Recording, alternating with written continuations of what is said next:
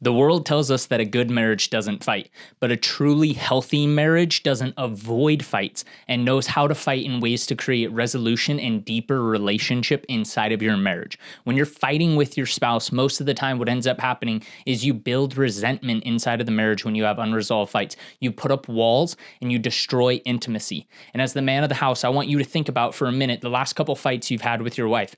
Everybody fights in their marriage. I fight with my wife too. But I want you to think about the last couple that you've had. How did they end? Did they have an ending? Have they ended at all? Did you give up? Did you just stop fighting? Those are the moments when you look back at a fight and you go, what was the resolution? And you go, I don't know. When you sit there and look at an unresolved fight, that's when you're building walls, destroying intimacy, building resentment, whether it's you or your spouse. And anytime you feel like somebody won in a fight, you're doing the exact same thing. Anytime somebody won that fight, you were sitting there destroying the relationship. See, truly healthy marriages know how to follow a framework that will allow you to build the relationship through the fights, come to resolution, and feel like you have grown closer in the process. You have to remember that fighting is not the problem, but fighting with your spouse and having unresolved fights is not the way to go about it. The Bible tells us that the battle is not against flesh and blood, but against spiritual forces. So spiritual forces are trying to infiltrate your marriage and trying to get you to stop pursuing your wife. And you have to figure out, even in the times that you're fighting, how do I pursue my wife? Pursuing your wife when she's wrong or right, when you're wrong or right, that doesn't matter. Pursuing means building a relationship at the expense of right and wrong. Because when you really think about right and wrong, if you're sitting there arguing the color of the sky is blue, right? And your wife is sitting there, that is absolutely orange. And you know for 100% fact she's wrong. And you're arguing with her to the point that you want to win to prove that it is blue. And you think, I know this is right and she is wrong. You're sitting there with a lens that I have to be right. But at the end of the day, right and wrong is not based on what our earthly perception of right and wrong. Right and wrong is dictated in the Bible when it tells us that we are supposed to build relationship, build up others, love our spouse as Jesus loved the church. We are supposed to be building. That is right. And anything that destroys a relationship and goes against God's word and goes against the Bible and pulls people away from Christ, that is wrong. Whether the earthly right and wrong is right, you have to be thinking biblically right and wrong. And when you fight to the point of needing to win, you are always going to lose. There's this incredible analogy used to describe fighting with a husband and a wife.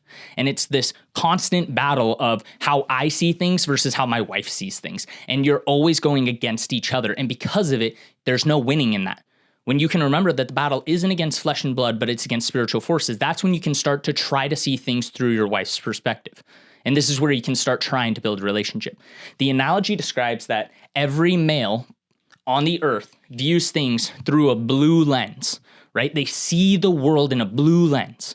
And they're sitting here looking at the world through blue lens. And then the analogy takes it one step further and it says men have blue hearing aids. They have these hearing aids that they hear the world through a certain lens and they see the world through a certain lens. And then it goes on to say women have pink shades on. And they have pink hearing aids. So they see the world differently and they hear the world differently than their husband sees and hears the world. And God designed it that way. We're meant to be different. We're not meant to fully see the world the same way. Your wife has gifts and strengths to see the world in a way that you are not meant to, and you have gifts and strengths in order to see the world in a way that she is not meant to. And because of it, you fight constantly trying to prove who's right and wrong. So if I'm wearing a blue pair of shades and my wife's wearing a pink one and we're looking up at a sky, I'm going to see the sky as blue. And she's going to see the sky more red or pink or orange, according to my example. And so when you think about it, both of you are right, but you're arguing right and wrong.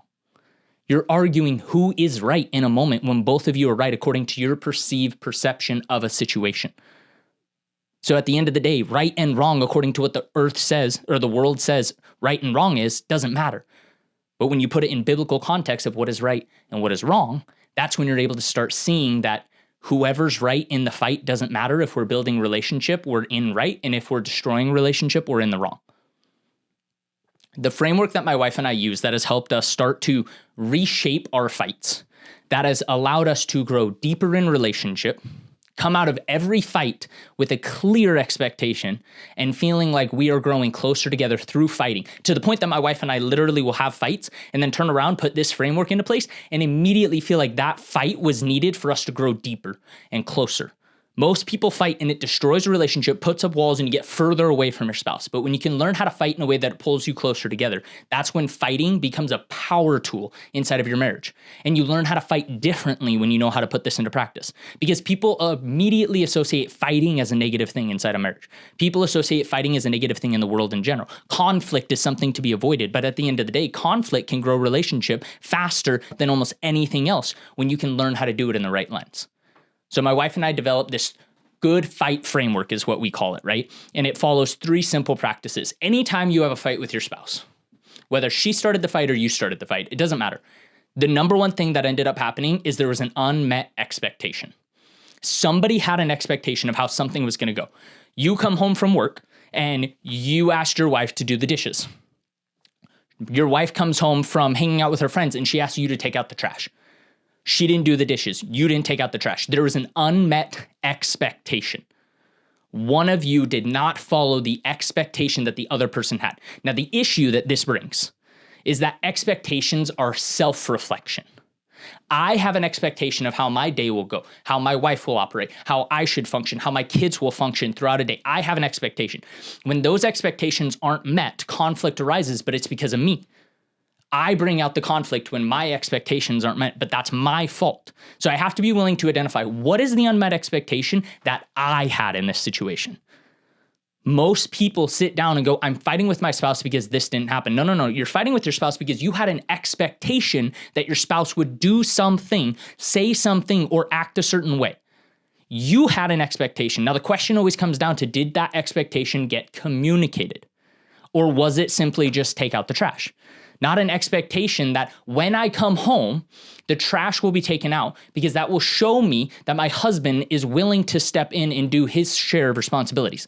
When I come home from work, the dishes will be done, because that's my expectation that my stay-at-home wife will have the dishes done, showing me that she cares that I work hard enough for her to be a stay-at-home mom, and we sacrifice for her to be. Examples of fights that literally me and my wife have had, right? And so the unmet expectation forms in our minds. And if the communication wasn't made in a way that it's understood by your spouse, you can't sit here and immediately go after attacking your spouse because they did not meet your expectation. You never communicated the expectation to begin with. Now, once the expectation, the fight starts, right? Blow up fight happens, you and your spouse scream and yell and argue and all these things happen. And then you get to the point that you're ready to try to figure out how to conflict resolve the fight. And the number one question is, the fight originated from what point and what expectation? The first thing that happened, the first expectation that caused this fight. Okay, so now backing up from the expectation, the step that you have to take it further now. A lot of people can identify the expectation piece, right? A lot of people can go, well, I was mad because they didn't take out the trash. Well, they should take out the trash because I do all the other house chores and I just want my husband to take out the trash, right? Well, I just wanted my wife to do the dishes because I work for her, right? But those are different levels of communication than what you typically say in a fight. So most people can identify the expectation, but they have to communicate that expectation to the next level with their spouse. You have to be willing to sit down and communicate the full expectation, not the dishes are done. The dishes are done because for me, that shows me that you respect the fact that I keep you as a stay-at-home wife and I work as hard as I can to make sure that our finances are met. So I wanted the dishes done when I got home today. That's an expectation broken. My expectation. Now you take this into the next step, and the next step is priorities. And you sit down and you go, okay, what is the priority misalignment? Because if the expectation was the dishes were to be done, right? And for me, I wanted the dishes done before I got home, and I got mad because the dishes weren't done. There's a priority misalignment between the priority list that I had in my head and the priority list that my wife had in her head. And so now you sit down and identify, where was the priority misalignment between us? I had a priority that dishes were high up and maybe other things weren't as high up. But my wife had laundry that she was doing all day, and she cleaned the floors and mopped and vacuumed, and she had to get the kids school supplies and had to go grocery shopping and went to the store so that we had groceries so that we could make dinner. And my expectation was that dishes would be done so that we can make dinner, then we can go to the grocery store and the laundry can come at the end of the day. Right? And so now you can see how these flipped priorities would immediately create conflict. These are things that when you can proactively start communicating priority orders to your spouse, it immediately changes fights because expectations won't be broken as much when priorities are in alignment. When you can communicate your priorities and your spouse's, and you guys can figure out where to align your priorities, that helps with so many unmet expectations that lead to fights and resentments. But once the fight has happened, identify the expectation and then go, where was the priority alignment? And then you have to take this one step further. This is where the growth happens. This is where the relationship deepens.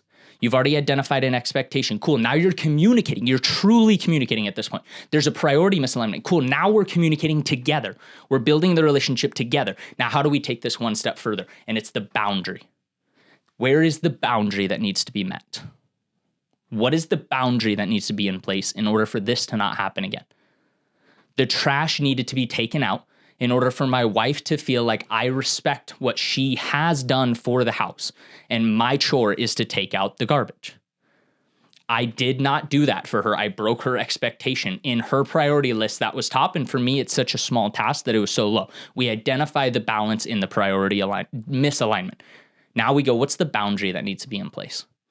Sometimes it's as simple as a time frame. Sometimes it's as simple as a communication difference. Sometimes it's the boundary needs to be when this is that much of a priority for you, you need to communicate that for me so I can bump it up in my priority list. And that's the boundary. My wife did not communicate with me that this was that big of a priority for her. And because of it, I didn't meet her expectation because for me, it wasn't in the same level of priority. So the boundary is that we now communicate what level of priority this is. Sometimes it's as simple as I was going to do it before I went to bed and your wife wanted it done before she got back from the store. So at 7:30 when she rolls in after grocery shopping and the trash isn't done, but you're not going to bed for another 2 hours, your wife goes, he didn't do what I asked. So sometimes it's simply adding in a boundary of a time frame inside of an expectation. Hey, can you take out the trash for me before I get back? Okay, cool. When are you going to be back? It's probably going to take me an hour and a half. Cool. I have an hour and a half to make sure that I get that thing done for my wife. Now I have to hold the boundary. I have to hold the boundary. This is where selfless relationship comes in. Because when you are selfish in a relationship, you will push your spouse's priorities down, further down the line, and never do the things that are priority to your spouse. You have to be willing to step into this and go, okay, cool. For my spouse, I will move her priorities above my own priorities. I worked an 8-hour day today and I really just want to watch the football game tonight or the basketball game tonight. I really just want to go out in the backyard and sit by a fire. I really want to go hang out with friends tonight. Whatever it is, I don't care what it is. You have to be willing to go, hey, I am selfless in this relationship. I will put my wife above my wants and I will serve my wife. I will hold the boundary, move the priority so that I don't miss the expectation. And when you can move in that direction, every fight goes through the framework of expectation, priority, boundary. But when you are trying to do your best as the husband that you are meant to be, you will work in reverse order. I will put the boundary in place to meet her priority so that I do not fail at the expectation. And when you can operate this way, you can prevent fights and you can have fights that grow and deepen relationship. Because now at the end of the fight, my wife and I have identified, why did we fight in the first place? The expectation. Why was that as big of a fight? Because of the priorities. What can we do to make sure this doesn't happen again? Put the boundary in place and hold to the boundary. I can't be willing to jeopardize this. I can't be willing to step into the priority or the boundary and cross the line because I care about my spouse more than my own flesh and blood. I care about my wife because I have joined as one with her when I was married to her. I'm to follow Christ's example and love my wife as he did. So when I step into that example, I have to be willing to put myself below her and raise so that I can prioritize her priorities. This does not mean in everything in life. Don't hear me say that everything in life you are called to put your wife on a pedestal above you in every area. But in the areas that you are fighting with your spouse, if you shift from me to her, you will watch the fights change. And when the fights change and the relationship deepens, you tear down those walls. Build intimacy. put away the resentment, you'll watch as yourself also grows in that. Because you have to think, if you are joined as one in your spouse and you are lifting your spouse up, but you are one, you will be lifted up with her. There's not a way where we are joined with our spouses that your spouse raises and you don't go with them if you're living the godly example of what marriage is meant to be. But when you're selfish in your marriage, that won't happen. When you're pursuing yourself, that won't happen. When you're putting your priorities over, that won't happen. But when you're willing to step into it and go, God is the authority, and I will serve my wife because that is what God has told me to do, and I am willing to lay down my life. So many people are willing to admit that I am willing to lay down my wife for my spouse, but at the end of the day, they wouldn't say no to hanging out with their friends in order to stay home with their wife. They wouldn't take out the trash over getting something else done. They wouldn't call out to work in order to make sure that their wife is mentally healthy for the day because she's having a hard time. They wouldn't take the time out of what is their priority to showcase the love of God to their spouse.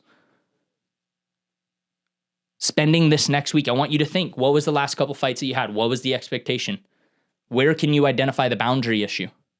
What was the priority misalignment?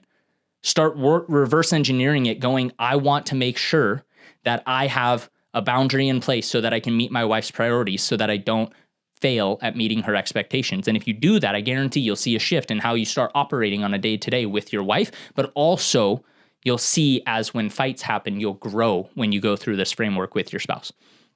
So step into that this week and think about it. But then I really want you to spend time thinking about, are you truly willing to lay down your life for your wife? Are you willing to say no to others in order to say yes to your spouse? Are you willing to do something for your wife above your kids, not below your kids? Are you willing to do something for your spouse above yourself?